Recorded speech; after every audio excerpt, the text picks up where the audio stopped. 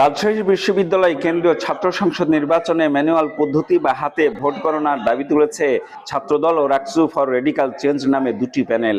নির্বাচনে কারচুপির সংখ্যায় প্যানেলের প্রার্থীরা ইভিএম বলেন বা ওএমআর মেশিন বলেন, সেদিক থেকে আমাদের একটা প্রশ্ন থাকতেই পারে।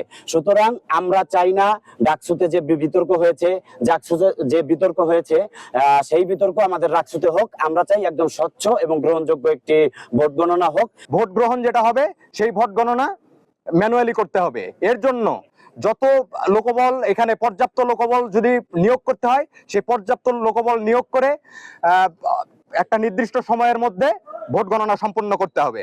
ডাকসু ও জাকসু নির্বাচনে ভোট কারচুপির অভিযোগ প্রমাণিত না হওয়ায় এ ধরনের দাবির যৌক্তিকতা নেই উল্লেখ করে ওএমআর মেশিনে ভোট গণনার সিদ্ধান্ত বহাল রাখার পক্ষে বিভিন্ন প্যানেলের প্রার্থীরা।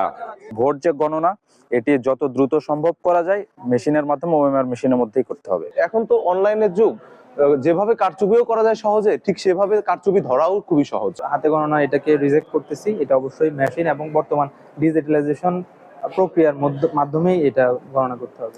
কেউ কেউ মনে করেন প্রার্থীদের মতামতের ভিত্তিতে ভোট গ্রহণ ও ফলাফল গণনার পদ্ধতি ঠিক করা উচিত রাকসু নির্বাচন কমিশনের। যেই মতামতটা সর্বাগ্রে এগিয়ে থাকবে সেই মতামতের ভিত্তিতেই আমাদের এই ভোটটা গ্রহণ করা হবে এবং তার ফলাফলটা ওইভাবেই আসলে নিশ্চিত করা হবে।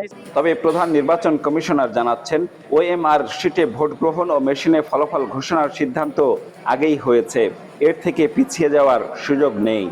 রাকসু নির্বাচন সেটা আমরা ওএমআর শিটের মাধ্যমেই ভোট গ্রহণ করব। এটার কাউন্টও ওএমআর পদ্ধতিতে সিস্টেম আছে, ইলেকট্রনিক সিস্টেম, সেই পদ্ধতিতেই হবে। যে জাহাঙ্গীরনগরে এইটা করে কি অবস্থায় তারা বিপদে পড়েছে। আগামী 25 সেপ্টেম্বর রাকসু নির্বাচনে ভোট গ্রহণ। নির্বাচনে ভোটার রয়েছেন প্রায় 29,000। Ziaul Gani Selim, Star News, Rajshahi.